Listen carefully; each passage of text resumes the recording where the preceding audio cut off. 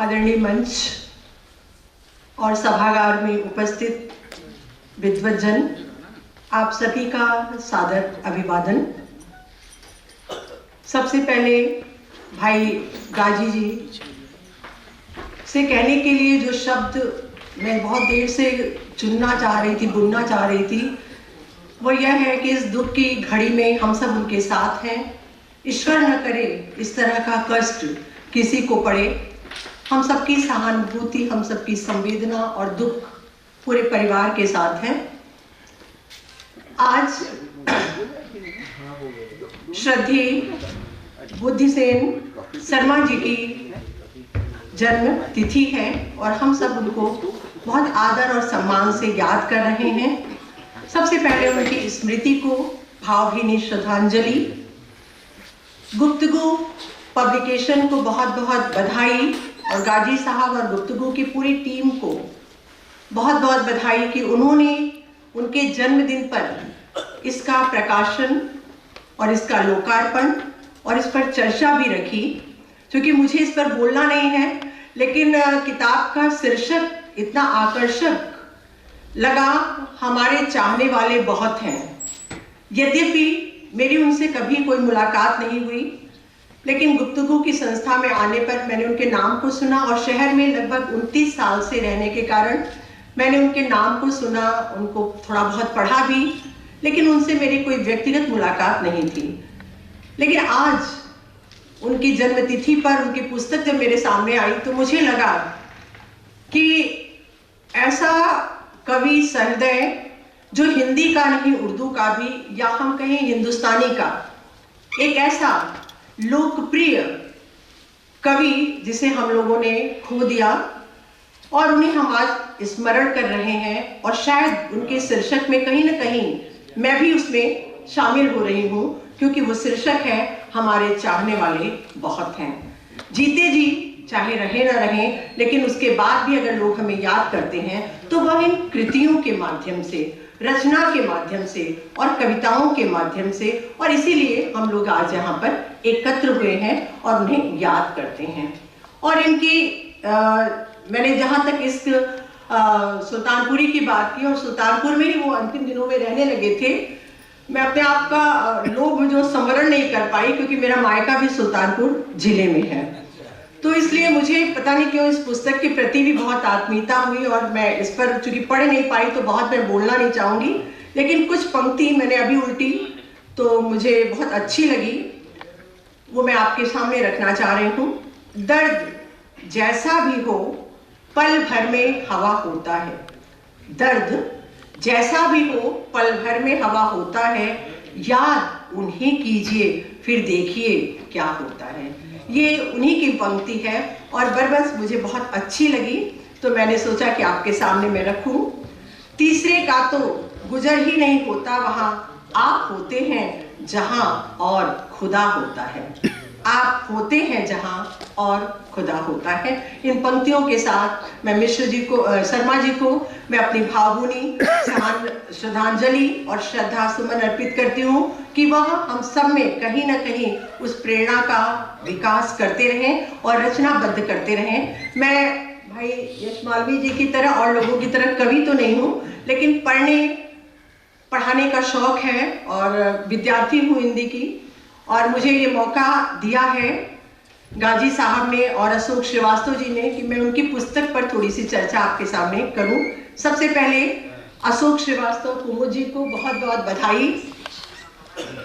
मुझे याद लगता है कि जब मैंने इसको पढ़ा तो उनका काव्य संग्रह अभिव्यंजना भी मैंने कहीं पढ़ी थी, और सबसे अच्छी बात ये लगी कि जिस परिवेश में हम रहते हैं, शुक्रवार को आप मुझसे मिलने आए थे और मैं सीएमपी महाविद्यालय में हूँ, और अशोक जी ने बताया कि मैं यहीं का विद्यार्थी हूँ। 79 में मैंने वहाँ से पढ़ाई की थी, तो मुझे ये लगा कि उसके बाद आप ना तो कविता के क्षेत्र में थे, ना आप साहित्य के क्षेत्र में थे, आप पर्यावरण से जुड़े रहे, और फिर भी आपका इतना लेखन हिंदी में है और लगातार आप अनवरत रूप से लिखते रहे हैं।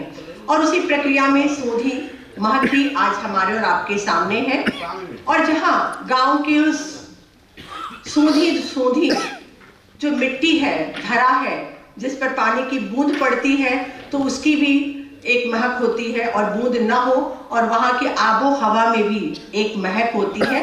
उसी तरह से इनके पूरे काव्य संग्रह में वो महक छिटकी पड़ी हुई है, बिखरी पड़ी हुई है, और बस दृष्टि डालने की देर है। जब आप देखते हैं तो लगभग अभी बहुत ही व्यापक रूप से चर्चा इस पर हो चुकी है, लेकिन मुझे लगा कि बहुत जो चीजें उन्होंने बहुत अच्छे से, बहुत विस्तार से, और मेरे लिए तो कोई जगह ही नहीं छोड़ी भाई ने, लेकिन फिर भी जो 30 कविताएं हैं, लगभग ईश वंदना से आप शुरू करते हैं, गणेश वंदना से, और फिर सरस्वती वंदना करते हैं, और उसके बाद आपने गांव की राजनीति, वहाँ की नेतागिरी, चुनाव, स्त्री जीवन, पर्यावरण, खेती किसानी, रहन सहन, अंधविश्वास, इन सारी चीज़ों को कविताओं में बड़े अच्छी तरह से उन्होंने पिरोया है। सबसे बड़ी बात है कि जब हम खड़ी बोली में बातचीत करते हैं और हम अवधी में या ब्रज में या छत्तीसगढ़ी में या बुंदेली में जब कुछ पढ़ते हैं, तो आप जिस क्षेत्र विशेष के होते हैं वो आत्मीयता आपको कहीं अंदर बहुत ही आकर्षित करती है, और आपको लगता है आप भी उसी मिट्टी से जुड़े हुए हैं। जब हम कितना भी अंग्रेजी में भाषण दे लें, बोल लें, लेकिन वो आत्मीयता हो नहीं पाती जो अपनी मातृभाषा से होती है। तो इस सोधी महक की एक सबसे बड़ी जो खासियत मुझे लगी वो अवधि की बोली है। बीच बीच में आप तांत्रिक छंदों के माध्यम से, मुक्त छंदों के माध्यम से अपनी बात को स्पष्ट करते हैं, क्योंकि गंवई जो भाषा है, हमारी जो देशज भाषा है, उसकी एक अपनी महक है, लेकिन आपने पूर्ण रूप से उसको नहीं रखा है। कहीं ना कहीं खड़ी बोली को सम्मिश्रित करते हुए आपने उसको सहज बनाने की, ग्राह्य बनाने की कोशिश की है कि आम पाठक, चाहे वो गांव का हो चाहे शहर का हो, उसको पढ़कर अपनी बात को स्पष्ट रूप से आपकी बात को समझ सकता है, और उस कविता का जो अध्ययन है उसको आगे की ओर ले जाता है। कुछ परिदृश्य हैं इसमें, जैसे एक है होली बिहान बा, या परिवार नियोजन, या औरत। कुछ कविताएं अनायास आकृष्ट करती हैं, उनका मैं आपके सामने उल्लेख करना चाहूंगी। आपने मुहावरे और लोकोक्तियों से परिपूर्ण भाषा का भी प्रयोग किया है, जैसे डीजल बिजली दिन बिन बढ़ता, भैंस गई अब पानी में, कर्जदार को बुधिया रोवे, माझा ढील किसानी में।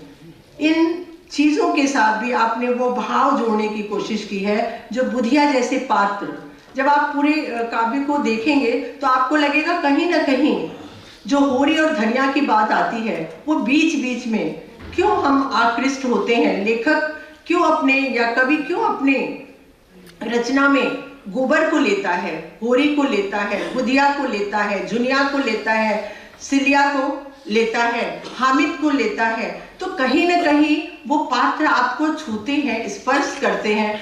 आपने भी, अशोक जी ने भी अपने इस काव्य संग्रह में बुधिया के माध्यम से इस बात को स्पष्ट करना रहा, जो अभाव ग्रसित तो है लेकिन फिर भी वो चेतना युक्त हैं, वो विपत्तियां तो झेलते हैं, लेकिन साथ ही साथ गांव की सक्रियता उनकी रचना में पूरी तरह से दिखाई देती है, और उनके वक्तव्य में भी जो बुधिया के माध्यम से वे कहलवाते हैं। जैसे एक लाइन है, लड़े मुकदमा गौवा पूरा, पंचायत बदहाली में, मूछ न होवे नीची चाहे, जिए मरे फटहाली में।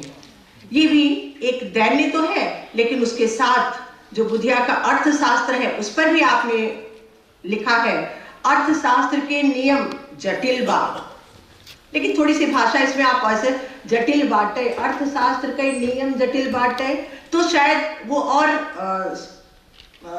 अच्छा लगता थोड़ा सा। क्योंकि मेरी दृष्टि थोड़ा है, मैं उस पर इसीलिए दोनों चीजों पे स्पष्ट करना चाहूंगी जो मुझे कहीं खटका। बाढ़ की जगह आप बाटे भी कर सकते थे, बुधिया समझ नहीं पाए बा, मड़ई के दिन फिरत नहीं बा, GDP बढ़ता जाए। तो इसका जो कविता का जो भाव है वो अर्थशास्त्र के नियम के अनुसार आपने बताने की कोशिश की, लेकिन जो लयात्मकता आनी चाहिए तीन छंदों में वो शायद कहीं ना कहीं बाधित होती दिखाई देती है, लेकिन नीचे उसमें उतनी चीज नहीं है। सब चीजों की कमी नहीं बा, दिखत सकल दुकानों में, छोटी जेब पहुँच से बाहर, कीमत बा आसमानों में। आसमानों में जो कीमत छू रही है उसका भी आपने बहुत ढंग से उजागर किया है। तन मन संवरा गांव धूल में, गांव छोड़ नहीं पाएगा, जाएगा ना शहर गांव से, जीवन गांव बिताएगा। ये बुधिया की हालत है। बुधिया नहीं चाहते गांव छोड़ना, लेकिन आज अपने जीवन यापन के लिए नवयुवक हो चाहे जो भी हो, अपने गांव को छोड़ के शहर की ओर पलायन करते जा रहे हैं, क्योंकि गांव में वो सारी सुविधाएं उनको रहने और जीवन यापन की तो मिलती हैं, किंतु रोजी रोजगार उस रूप में नहीं है, इसलिए शहर जाना आवश्यक है। आज भी गांव से ही बड़े बड़े अधिकारी निकलते हैं, क्योंकि वहाँ की पढ़ाई का जो स्तर है वो पहले बहुत अच्छा हुआ करता था। वहाँ के विद्यालय और शिक्षकों की नीति प्रकृति पर भी आपने अच्छा और करारा आघात किया है। आपने पूरी तरह से उसको उभारने की कोशिश की है।